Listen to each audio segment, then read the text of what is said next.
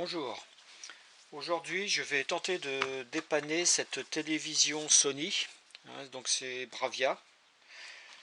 C'est une télévision, donc on voit ici, donc c'est le modèle KDL-19L4000, c'est elle est de 2008. Voilà, donc derrière il y a les connectiques normales de prise HDMI ici, les Péritel, antennes et puis les ports connectiques. Ici on a un port USB également. Donc voilà. Cette télé, donc j'ai regardé quand même au niveau d'internet ce qui leur sort. Je ne sais pas si on va bien voir, mais je vais quand même essayer de faire voir.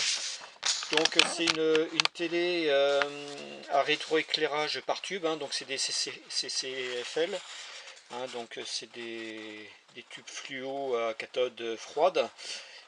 Diagonale, donc elle fait 48 cm, 19 pouces.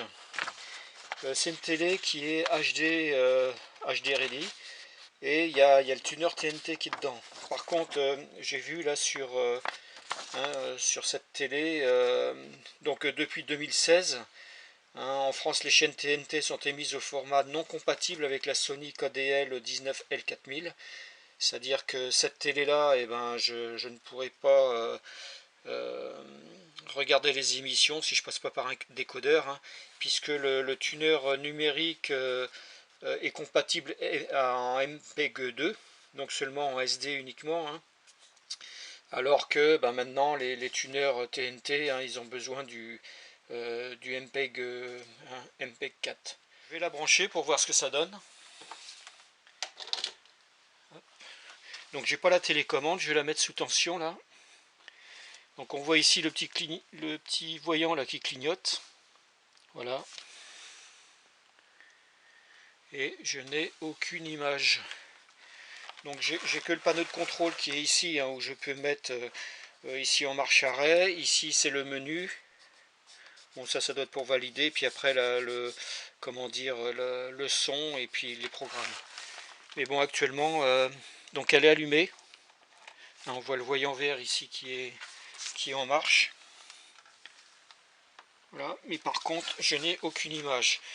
Le son non plus, mais bon, comme je sais pas sur quel, faudrait que je branche un décodeur TNT pour avoir déjà le son. Puis j'ai beau bouger les programmes, rien ne se passe.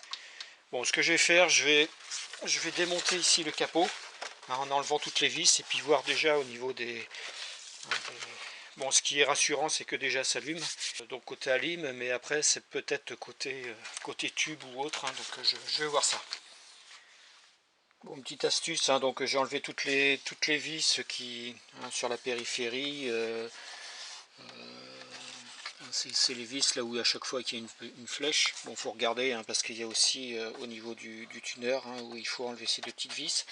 Par contre, au niveau du pied, il faut l'enlever aussi, parce qu'on constate que lorsqu'on enlève le pied, on a encore deux autres vis là qui maintiennent le panneau. Donc il faut enlever. Donc ce que je vais faire, je vais enlever ça, je vais enlever le couvercle, et puis je vais remettre le pied pour que le dépannage soit un peu plus facile. Bon, ça y est, j'ai remis donc le pied, pour que ce soit plus facile dépannage. Bon, ici on voit que le câble il passe à travers le panneau, donc ce que je vais faire, je vais déconnecter ici, je vais l'enlever, je vais le sortir du panneau. Voilà, donc je le rebranche. Je le rebranche sur la platine. Tac, je remets ici pour que ça tienne bien mécaniquement. Voilà. Et puis maintenant je peux donc enlever le capot que j'ai posé là. Et donc j'ai accès maintenant à toute la partie de la télévision. Donc je vais le mettre debout. Voilà. Donc ici on voit la carte d'alimentation ici. Bon, on voit que donc c'est une dalle LCD, donc la dalle c'est l'écran LCD, mais au niveau du rétroéclairage c'est donc comme je disais des CCFL. On voit ici les deux transfos qui alimentent les lampes, hein. Donc on voit ici les connectiques, ici et puis ici. Donc il y a deux transfos, hein, pour chaque partie de lampe. Ici c'est des condensateurs, donc on voit là, dans la partie primaire, donc qui est donc il y a la frontière ici avec ces traits noirs, hein. Donc tout ce qui est ici c'est la partie secteur, hein, donc haute tension, et puis de l'autre côté, hein, tout ça là c'est la partie comment dire, la partie basse tension, hein, qui nous délivre toutes les tensions pour alimenter après la carte mère. Je vais déjà, ce que je vais faire, je vais commencer par tester, voir les alimentations, c'est-à-dire voir ici si j'ai bien du 300, à peu près 320 volts, hein, ça c'est le primaire, et puis après ici toutes les sorties qui sont là, hein. Donc on voit, donc ici c'est marqué on, le dim, et puis après c'est G3. Ici c'est les connectiques, c'est P on, donc ça doit être le PS on, et aussi on a du 3,3 volts et 12 volts.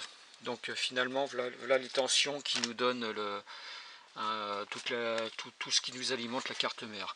Bon, côté carte mère, bon, j'espère qu'il n'y a pas de panne dedans, parce que finalement c'est un circuit quand même à plusieurs couches. Et en plus de ça, tout est verni, hein. Donc généralement, moi quand je récupérais des plaques comme ça, que j'essayais d'enlever des composants, c'est une vraie galère. Et puis généralement on fait plus de mal que de bien. Donc, bon, juste pour information, hein, donc comme je disais, ici il y a les transformateurs des CCFL, hein, donc des tubes, c'est pas des LED. Et donc voilà à quoi ça ressemble. Alors avec l'éclairage, je sais pas si on verra bien, mais voilà les tubes. Donc ça c'est les tubes d'une télé, hein, que j'avais démonté avec les connectiques ici. Hein, donc c'est le même style de connectique que ce qui est sur la télé. Hein, donc c'est un peu comme des tubes fluorescents, hein, qu'on a sur les ballasts ou autres. Donc voilà le style de rétroéclairage. Et donc maintenant je vais mettre sous tension. Bon, donc j'ai mis mon voltmètre ici, hein, et donc je me suis mis en position continue. Et ce que je vais faire, je vais déjà vérifier qu'au niveau des condensateurs, j'ai bien mes 320 volts à peu près. Donc j'ai 300, ouais, donc c'est bon, hein, 311 volts au niveau des condensateurs. Donc ça veut dire que côté primaire, j'ai pas de souci. Et maintenant, bon, après avoir mesuré les tensions primaires, je vais mesurer ici les tensions secondaires. Hein, donc sur ces deux connecteurs, je devrais avoir, donc ici il y a le on, le PS on. Donc là je devrais avoir des tensions. Ici j'ai le 3 volts 3 et le 12 volts. Voilà. Hein, donc le standby qui permet d'allumer la télé. Hein, donc c'est pas comme certaines télés du 5 volts, c'est du 3 volts 3. Bon, je vais mesurer les tensions. Donc pour ce faire, ce que je vais mettre sur un connecteur, là je vais me brancher sur la masse de mon multimètre. Donc bien sûr, hein, là je me branche sur la masse, hein, mais c'est parce que je mesure des tensions au niveau du secondaire, mais surtout côté primaire, il ne faut pas mesurer à partir de la masse, hein, comme point de référence. Ensuite, je vais mettre une pointe de touche, hein, sur mon multimètre, et je laisse mon multimètre en position continue, et je vais commencer à mesurer donc je ne sais pas si on voit bien les tensions. Donc ici, je suis sur le on. Donc j'ai bien mes 3 volts 3. À côté, donc ça c'est le off. J'ai 2 volts 4. Donc ici normalement je devrais rien avoir. Voilà. Ensuite ça c'est le PS on, enfin le P on, donc c'est ce qui marche, je devrais avoir les 3 volts 2. Donc c'est bon, hein, 3 volts 3. Ensuite ça doit être les 3 volts 3. Ouais, 3 volts 2, donc c'est bon. 3 volts, presque 3 volts 4. Ici, donc ça, 1 volt 4, ça c'est bon aussi.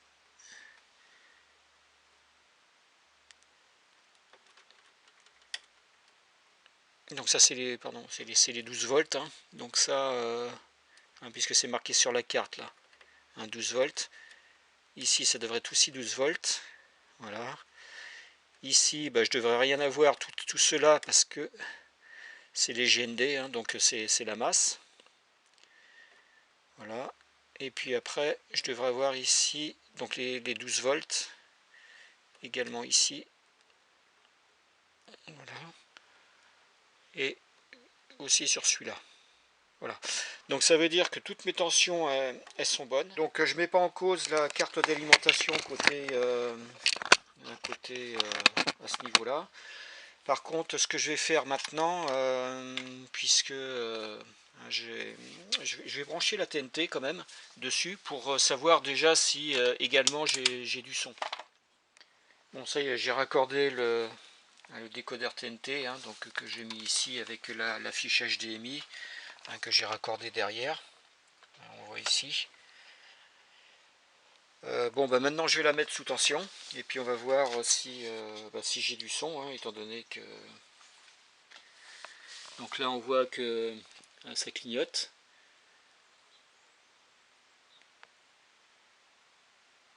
Donc on va attendre que ça se lance. Et puis on voit bien qu'il y a du son. Donc ça veut dire que j'augmente le son. Ça fait du bien, ça fait un bien fou. Lucas, c'est un truc qui est la particularité du massage. Je mets moins fort. Taïwanais appelé Dao Liao. Et puis bien sûr sur le programme, hein, donc j'ai.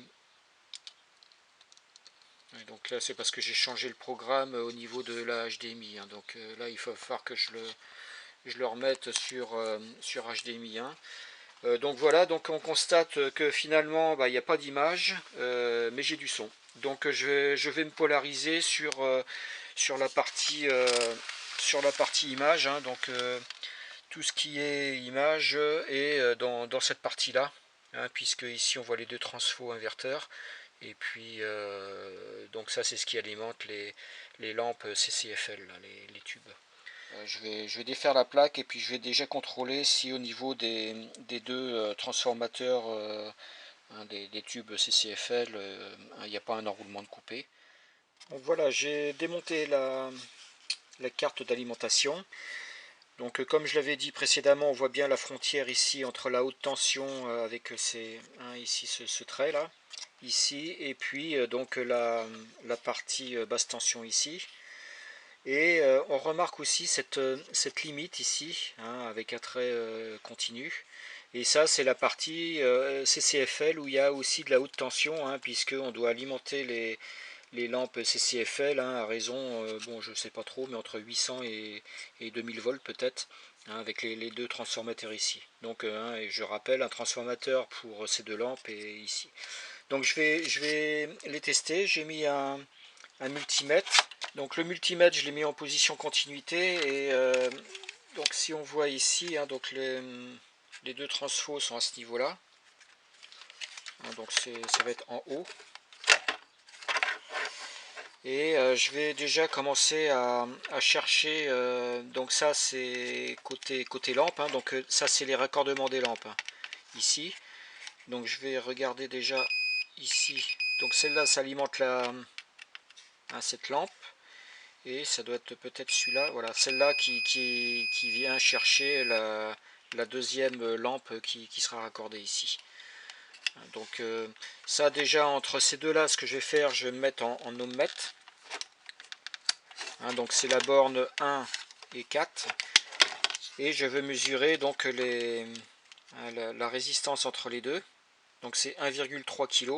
Et je fais exactement la même chose sur l'autre, hein, puisque je vais faire par comparaison. Et là j'ai également 1,3 kg. Hein, donc ça veut dire que à ce niveau là j'ai pas de souci. Donc je vais mesurer maintenant entre le point commun. Alors le point commun normalement ça doit, si je me mets en position continuité, ça doit sonner entre là et puis la masse, hein, la masse, voilà. Hein, donc on voit bien que ça c'est le point commun, la masse, hein, ces deux-là.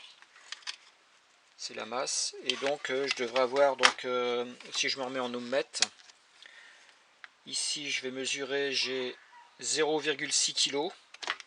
Et entre là et là, 0,6 kg également. Donc j'ai bien mesuré entre le point commun et un enroulement, et le point commun et le deuxième enroulement. Et je vais faire pareil sur le deuxième transfo. Donc là j'ai 0,6 kg, et quand je mesure ici, j'ai également 0,6 kg. Donc j'ai fait les mêmes mesures sur le deuxième transformateur, hein, qui se trouve ici. Hein, donc entre là et là j'ai bien 0,6 et 0,6. Donc ça veut dire que les transformateurs côté alimentation lampe sont bonnes. Maintenant je vais vérifier l'autre partie, hein, donc du transformateur, et puis voir justement entre les différents enroulements. Hein, je vais mesurer à l'ohmmètre et je vais comparer entre les deux pour voir s'il y a une disparité. Et donc ces deux-là c'est les mêmes broches, hein, pour ce premier transfo. Et ces deux-là c'est les mêmes broches. Donc je vais tester entre là et là. Et puis pareil ici, et je devrais trouver les mêmes valeurs. Donc je vais faire ça tout de suite. Je mets ici la plaque pour mieux voir. Donc j'ai mis mon... Je vais le mettre là pour qu'on voie. Donc j'ai mis mon multimètre en position... je vais le mettre en position ohmmètre. Voilà. Et je vais commencer mes tests. Donc je vais me mettre là sur la pin 5 et je mets là.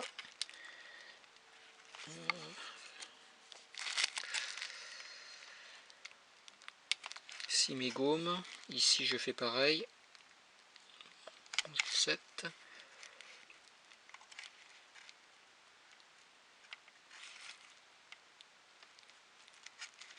Là j'ai 6 mes gommes. Donc je vais faire pareil ici. J'ai 7. Et donc je prends le dernier ici. J'ai 7 mégommes. Et là j'ai 6,80, ouais, presque 7. Donc finalement je vois que toutes les...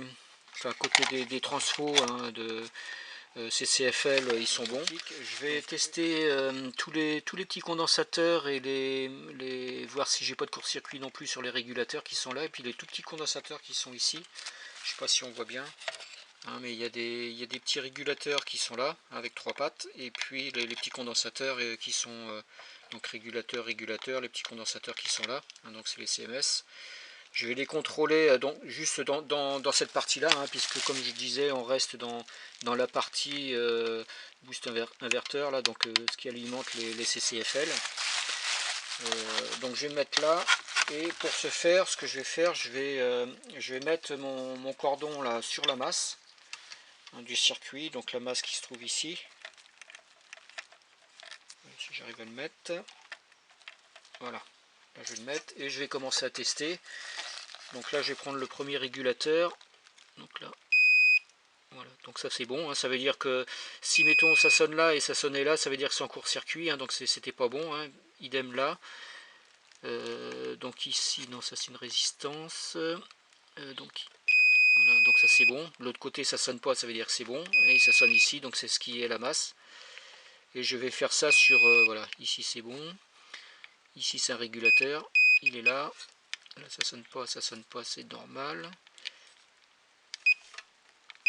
Là ça sonne, c'est la masse, et là ça sonne pas, c'est normal.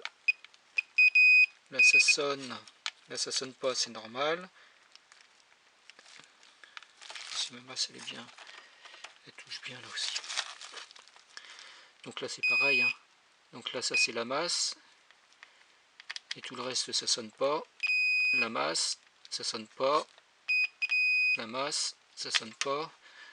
Donc tout a l'air d'être conforme à peu près ici, hein. J'ai peut-être pas fait, je sais plus si j'ai fait celui-là. Donc ça c'est bon. Ça c'est bon. La masse, et de l'autre côté ça sonne pas. Donc à ce niveau-là tout est bon. Donc je refais peut-être les mêmes, mais voilà. Donc ça veut dire que tout est bon à ce niveau-là. Il n'y a pas de de CMS de trop défectueux ici. Bon, maintenant que j'ai testé quelques composants ici côté CMS, hein, de la partie inverteur, boost inverteur, donc je vais tester ces composants, hein. Donc je vais commencer éventuellement par les condensateurs, après je passerai aux différentes diodes, hein, qui sont ici les diodes Zener. Donc pour les condensateurs, je vais utiliser mon ESRmet, hein, donc je vous mettrai le lien dans la description si ça vous intéresse. Surtout que ça me permet de ne pas dessouder les condensateurs. Donc on va commencer par celui-là. Donc il est là. Je vais mettre donc le plus ici et le moins ici.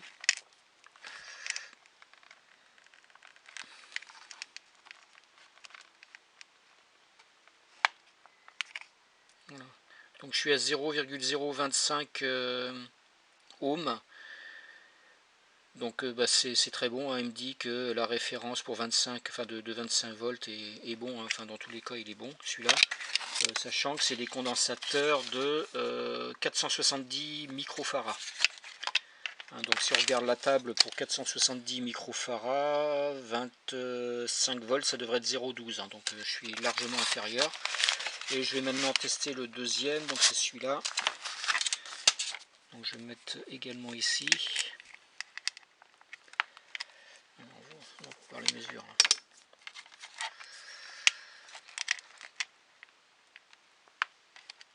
Et là je suis à 0,0. Je touche mal là aussi. Voilà. 0,011. Donc il est parfait également, hein, à ce niveau-là.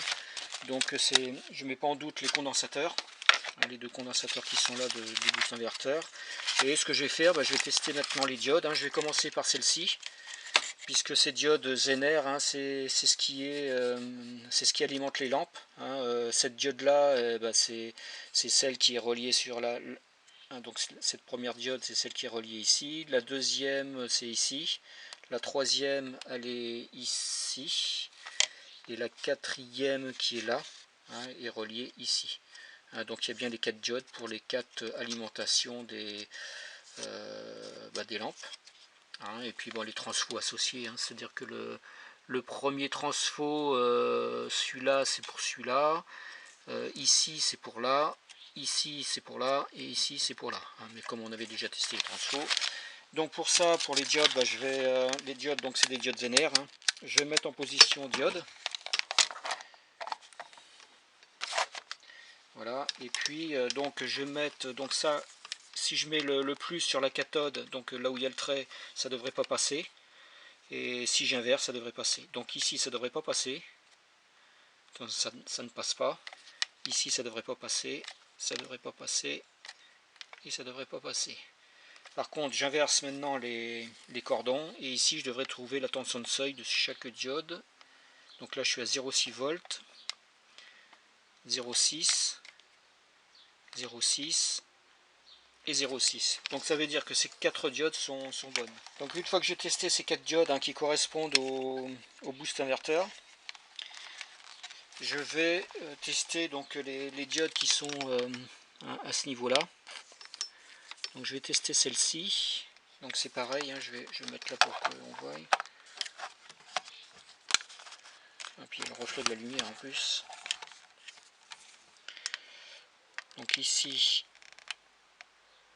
0,7 volts et j'inverse les cordons et il n'y a rien du tout. Donc ça c'est bon. Et je vais terminer par celle-ci, celle qui est ici. Donc ça c'est celle aussi qui génère en fin de compte la tension Zener, hein, pour les deux boosts. Donc là je me mets là et là. Donc là ça passe pas. Donc là je me mets là et là. Et finalement ça passe pas non plus. Donc il doit y avoir un problème quand même sur cette diode. Bon, ce que je vais faire, je vais la dessouder.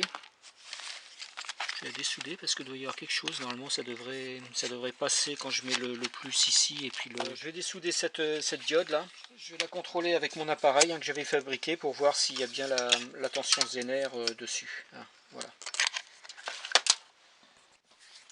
Bon, ça y est, j'ai alimenté donc mon appareil avec du 28 volts hein, ici. Et logiquement, donc là, je vais mettre la cathode, donc le plus, hein, ici, et l'anode le moins. Et normalement, je devrais voir la tension Zener. Hein, et là, on voit que... Donc là, j'injecte 22 mA hein, ici, par rapport à mon commutateur. Par contre, je vois que ça donne rien du tout. Donc ça veut dire que cette diode Zener, elle a lâché, hein, c'est-à-dire qu'elle ne conduit plus. Bon, j'ai mis la diode Zener là sous mon microscope électronique. Donc je ne sais pas si on voit bien, mais là c'est un 6, hein, donc ça veut dire que c'est une diode Zener de 6 volts. On voit ici le trait également de la cathode hein, pour ne pas se tromper de sens. Et ce que je vais faire, je vais essayer de trouver dans toutes mes diodes de récupération que j'avais de Zener, une diode Zener identique 6 volts. Bon, j'ai trouvé une diode similaire, hein, c'est une diode 6 volts, donc je vais la tester avec mon appareil. Donc je mets donc le plus sur la cathode et le moins, donc je fais pareil, hein, je mets dessus pour voir. Et là on voit que ça s'affiche 5,54, donc on est avec les tolérances données par... donc c'est conforme. Je vais ressouder la diode à son emplacement sans me tromper. Enfin, faut surtout pas se tromper hein, dans le sens de la Zener, hein, c'est-à-dire que la cathode doit être ici où il y a le trait. Hein, voilà. Bon, j'ai remis en place la diode. Je l'ai ressoudé dessus. J'ai rebranché tous les connecteurs hein, qui étaient raccordés. Et puis j'ai mis une vis hein, provisoire hein, parce que histoire que la carte d'alimentation tienne. Et ce que je vais faire maintenant, je vais la brancher puis je vais faire un essai. Donc je la branche. On voit ici là que ça clignote toujours. Et puis je vais voir si j'ai quelque chose. Alors j'ai pas encore branché la TNT, hein. C'est juste pour voir déjà s'il y a... là on voit l'image qui apparaît. Par contre, oui, là c'est normal parce que j'ai pas branché la TNT et là on doit être en numérique, mais en MPEG 2, donc c'est pour ça qu'on recevra rien du tout. Donc ce que je vais faire, je vais brancher la TNT puis je vais faire un essai. Bon, ça y est, j'ai branché la TNT ici, hein, et donc je suis en HDMI 1 puisque j'ai branché la prise HDMI sur la prise arrière 1. Donc je mets en marche le décodeur hein, qui se lance. Et puis on va voir côté télé. Bon, voilà, donc la télé elle marche. Si je change de... donc on ne doit pas changer la chaîne sur la télé, parce que si on change la chaîne sur la télé, bien sûr on va prendre une source externe. Hein, donc le principe c'est de changer la chaîne via le décodeur. Hein, donc ça c'est la Canal+, ça c'est la 5. Donc voilà pour la réparation du téléviseur Sony Bravia. Avant de vous quitter, j'ai acheté, et je trouve ça très pratique hein, pour dépanner, hein, parce que généralement les télés que je récupère hein, n'ont pas leur propre télécommande. Donc j'ai acheté cette télécommande là de Pearl, hein, et c'est vraiment pratique, soit pour dépanner ou alors hein, donc j'ai acheté cette télécommande, je pense qu'avec le port compris, hein, ça m'a coûté, on va dire 15 €. 15 €. Et l'avantage hein, donc, de cette télécommande, il y a plusieurs façons de gérer les télévisions. Et donc ici, là, j'ai tous les codes, les codes par téléviseur. Donc on a AEG, Grundig, LG, tout ça, et donc entre autres Sony. Et donc le principe là, donc mettons ici il y a tous les codes pour les téléviseurs Sony, hein, puisque là moi je suis sur une Sony. Et on essaye les codes un par un, et puis quand on trouve le bon code, ça correspond donc à la télécommande. Mettons là, bon, j'ai trouvé le code pour la Sony, c'est le 6117. Donc le principe, bon, moi j'ai dessus, là j'ai TV, bon ça je m'en sers pour la télé que j'avais réparée, qui est dans une chambre d'enfant. Mais là, si je me mets sur, mettons, je le mets sur DVD, hein, j'appuie dessus, voilà, il est donc en marche. Je tape le code, donc comme j'avais dit ici, le code que j'ai ici, hein, donc c'est 6117. Je tape 61 60. Ah, zut, je vais recommencer. Donc je vais recommencer. Hein, donc j'appuie sur DVD. Voilà, on voit que le voyant est rouge. Je tape 6117. Ça s'est éteint. Si ça clignote, ça veut dire que le code n'est pas conforme, hein, avec la télé.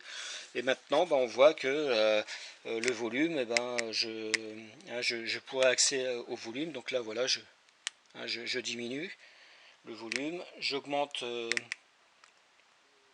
volume. Monsieur le Président de la République, Voilà. palais de l'Élysée. Hein, et puis bon, j'ai accès identiquement, hein, j'ai accès donc au menu, hein, si je veux aller dans le menu, et puis après changer tous les paramètres du menu. Et il suffit que je me sers de cette télécommande, y compris pour l'éteindre. Donc là je l'ai éteinte, hein, on voit bien que c'était vert et c'est passé en rouge. Voilà, donc je trouve que cette télécommande c'est très pratique, hein, pour quand je fais des dépannages, hein, ça évite de toujours toucher sur les boutons ici là du bandeau. Et même certaines télévisions, elles n'ont même pas on va dire de touche au niveau des bandeaux, hein, donc on peut rien faire si on n'a pas une télécommande. Voilà, bon c'est la fin de cette vidéo. Je vous souhaite à toutes et à tous une bonne journée. Au revoir.